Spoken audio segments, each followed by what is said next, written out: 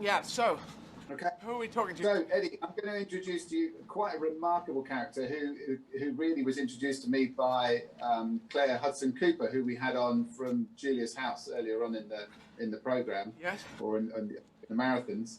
And she coaches Claire Hudson Cooper and describes herself as an adventurer and an adventurous psychologist, which I'd never heard of before. So that was too intriguing for me to let that pass. So got in contact with her, and she very happily for us has come to talk to us, explain all about it. So Paula, welcome. And I think as we haven't had a recent update in terms of how people might donate, would you mind just reminding people how they can do that? I think you've just done it.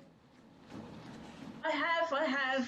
Right, so here we go. I've just done this, so talking from experience, let's get loads of donations pouring in, especially as Eddie's having such a hard day. Making a donation is really easy. I've just done it, I know. If you're in the UK, you can do it right now, please, by text. Text the word 10 or the word 20 to 70810. That's 70810. And you'll donate either 10 or £20 or more, please. Text costs your donation plus one standard rate message, and you have to be over 16. If you'd like to donate more, especially on such a tough day, or if you're outside the UK, then go to eddieizzard.com and make a donation through the crowdfunder site. You can donate in UK pounds sterling, US dollars, or euros. Please donate now. Eddie's having a tough day. Yes, indeed. Yes, indeed. Thank you. Hello, Eddie. Nice to meet you. Nice to meet you. How are you getting on? I hope you're having a relaxing day, because I just can't get my left leg working properly. Yeah, you need a spare leg. I know. Well, I need some more strapping, taping. I don't know what it is, but it feels like someone hit it with a mallet at some point, and so I'm just limping forwards. I'm trying to catch up, but yeah, I'm not going to make the 6:30 cutoff before I get to the 7 o'clock show. So looks like I'm going to be running after the show, which is the first time I've done that. But tell us about yourself. Tell us about your story. Well, first of all, I'd like to thank you, because I had two painful legs when I skied to the South Pole 5 years ago. Oh, wow. And what kept me going was your downloads in my ears. So I'm really grateful to repay the favour now and try and keep you going as payback. That is quite right. I'm just texting a quick message to someone here, which is important for the thing. But do tell it I am listening. I can do multitasking while limping. So yes, tell us about that then. Tell us about the pole. So I skied full distance from the coast of Antarctica to the South Pole, which is about the same mileage you're doing on this campaign, actually. So about 820 miles. Right. And it took 46 days, uphill into the wind, pulling a pulk, which is a sledge which weighs 80 kilos. And I got a severe cold injury on day 7 called polar thigh, which really deteriorates in quite a nasty ulcerated mess. So super painful, got worse and worse throughout the whole expedition. And I had to just use every trick in the book I could to keep going. So I empathise today with you, Eddie. Well, your temperatures, what were the temperatures you were in? Minus 40 plus wind chill. Jesus H. Was it just you on your own? No, there was a group of us. We weren't a team. We were just individual people that happened to be doing it that year. So yeah, we weren't exactly a team, but there were 5 of us in total. And while you're skiing along, you really ski in single file, and you've got so many face coverings on. You've got goggles and a hood and a fur ruff and a face mask and so on. So it's not a very sociable thing to do, and you're just skiing in single file. So there's not actually that much sort of interaction anyway between us all. And then we skied for about 12 hours a day, but it was hard. It was relentlessly tough. But from day 7, I was also having to manage the pain and manage my brain with the polar thigh condition, because that just got extremely painful and difficult. Yeah, no, well, I think that's worse than anything I'm going through. And that was how many days in total? It was 46 days. Oh, yeah. So I did about 38 with damaged legs, and by the time I got to the pole, I was just in pieces. So I've got several tips about pain. Yeah. And one of them was actually listening to your shows. I really enjoyed them, and laughter's great for our psychology and our physical energy. So laughing at your gigs absolutely helped me drag myself along for 12 hours a day for 38 days with 2 really bad legs. Yeah, so thank you. It releases endorphins, as I call them, and Yes. and the endorphins help us. And so in those 46 days, did you have any days off, or was it 46 consistent? There was a couple of days off. Day 8, after we found out that I had polar thigh, there was a few satellite phone calls going on and talk about medevacing me out. And also the winds were particularly bad. So weather-wise, it was a really bad day. I don't think we would have made much physical progress. And then just around Christmas, one of our team pulled out, so we had to wait for a ski plane to come in to pick him up.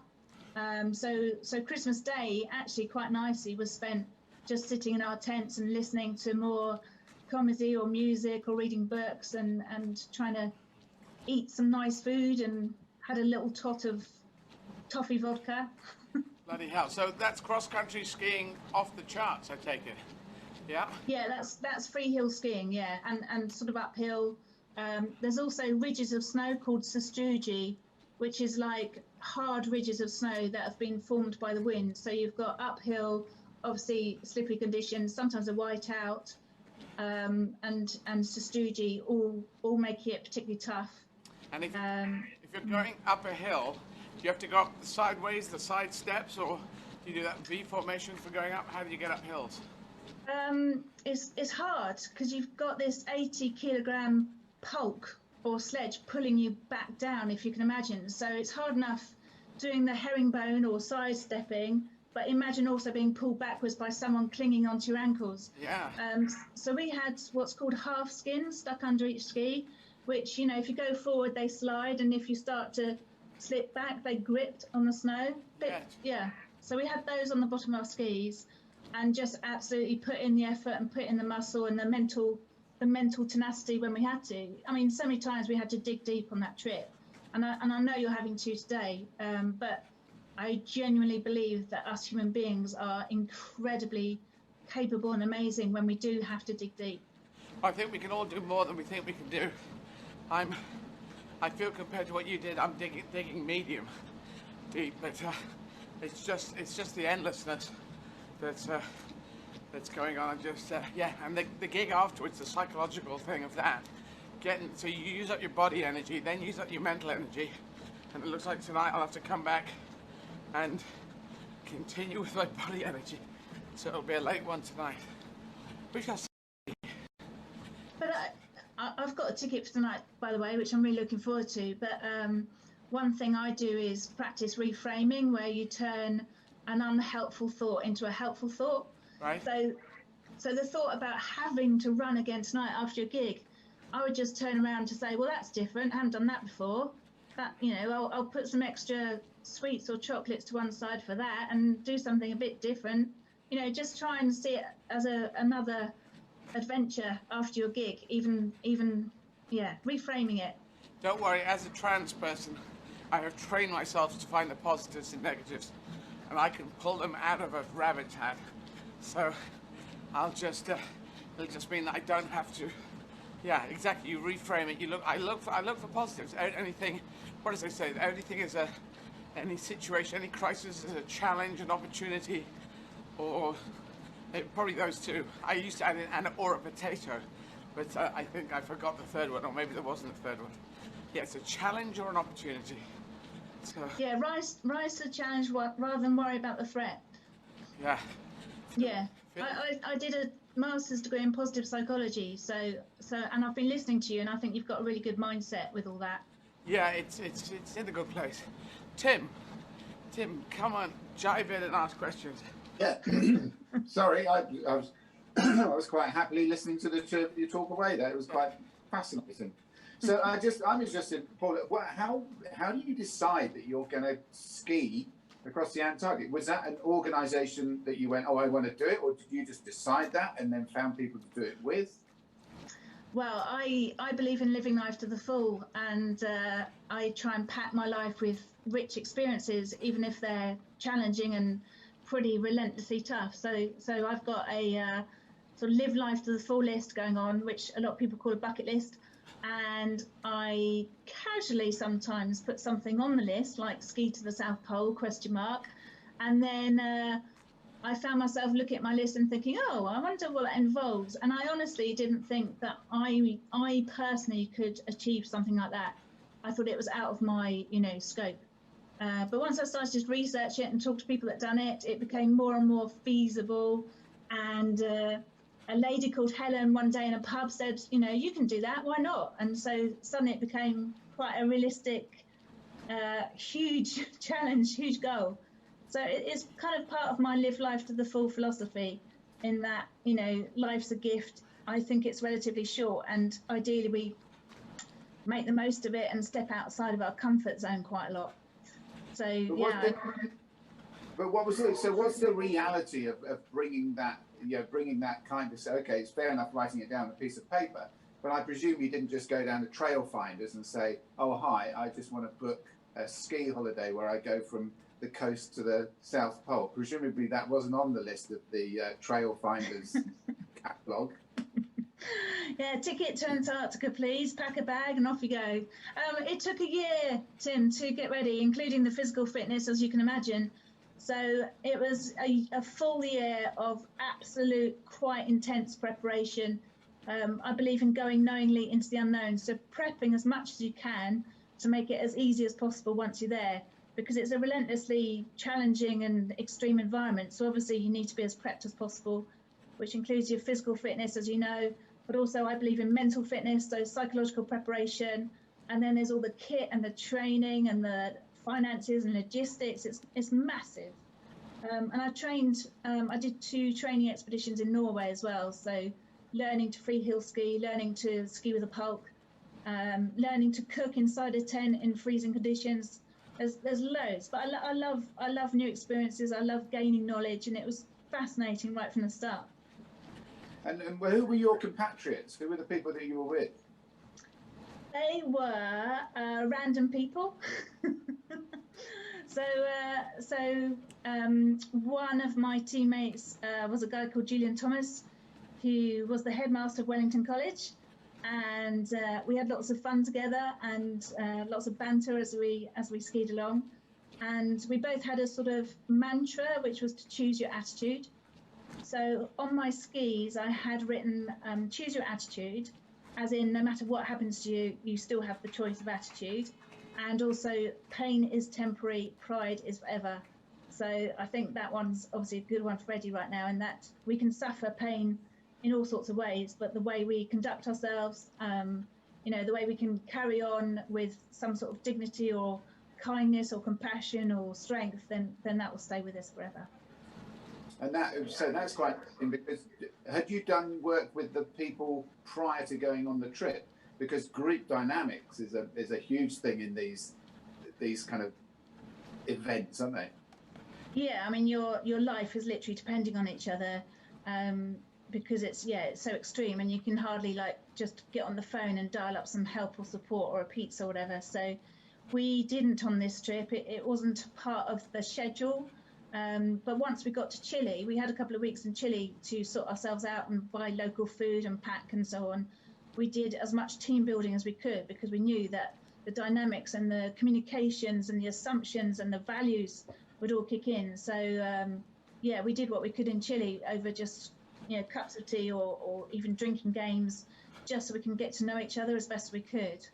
But yeah, I've also sailed around the world. I did the Global Challenge Round the World Yacht Race. I want to hear about that. Tell us about that. Which? The yacht race? Yeah, the yacht race. So the Global Challenge is a round the world yacht race. It takes 10 months, and there were 12 boats, 18 people on each boat.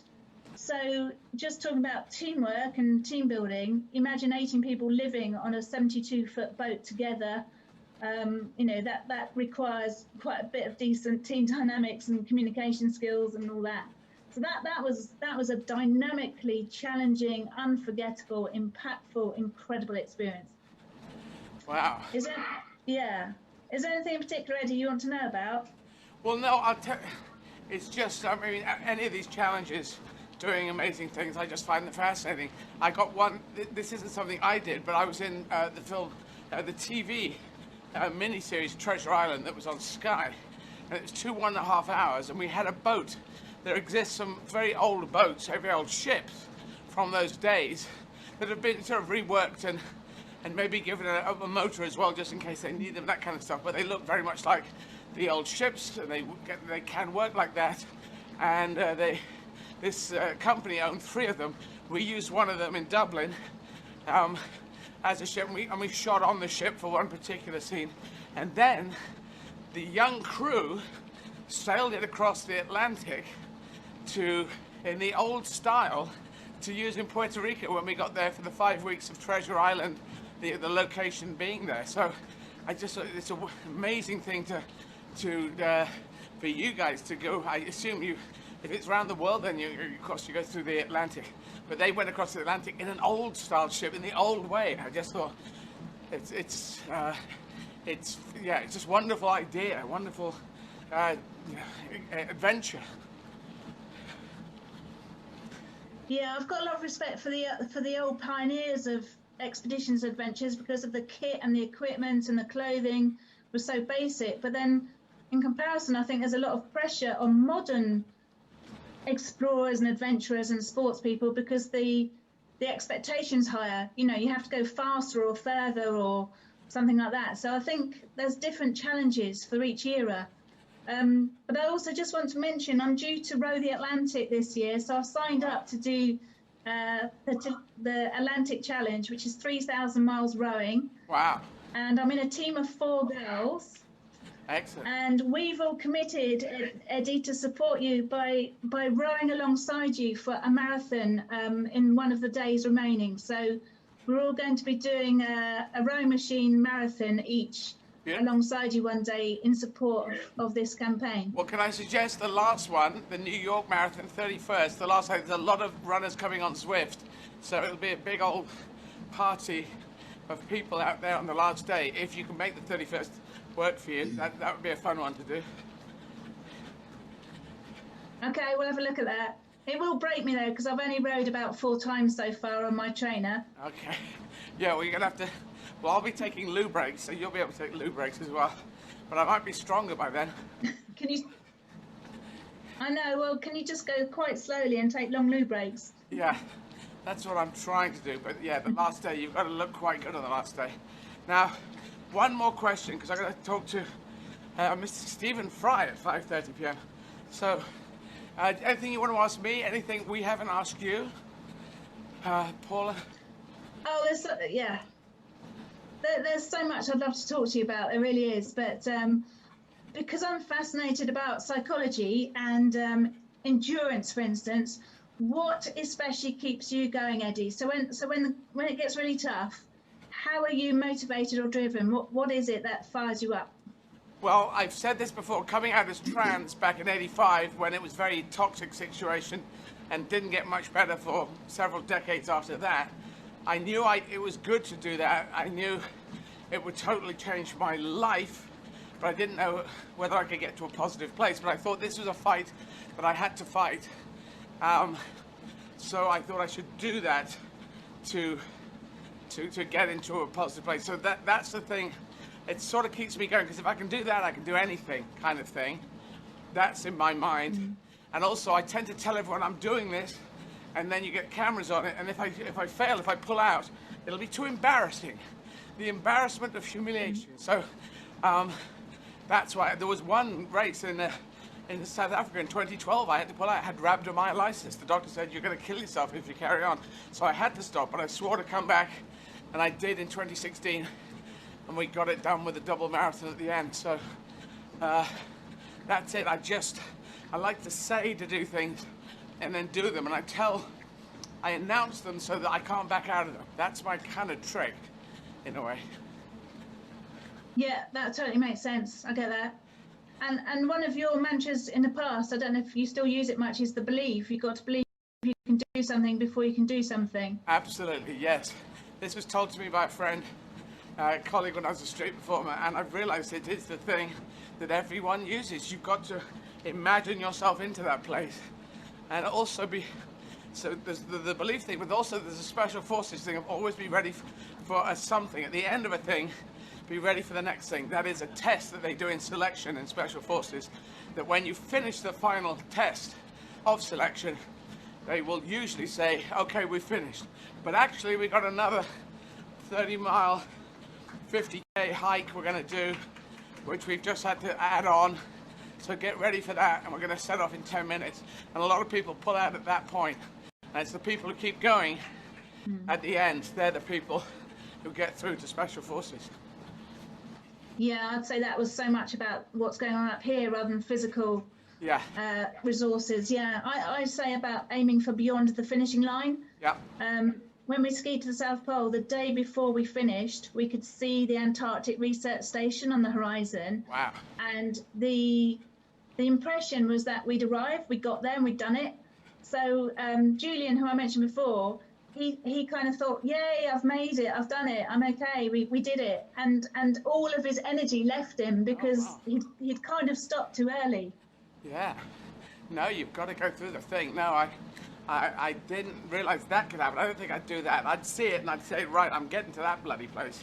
So, and people do speed up at the end. They found this, I think Tim will back me up, that you hit the wall, but the wall is psychological. And if you get towards the end, you can see the finish. A lot of people get more energy from somewhere, from their hidden reserves. Yeah. Well, yeah. Once again, I think, you know, we're humans are amazing. And I know you want to make humanity great again, but I think we are great. We just need reminding now and again and nudging a bit. Well, yeah, we are great, but some people take energy and determination. They take it negative places. With the hatred, it tends to be an extremist position, and it's usually from the right wing. And I disagree with it, and it's all about that nationalism. We're better than you.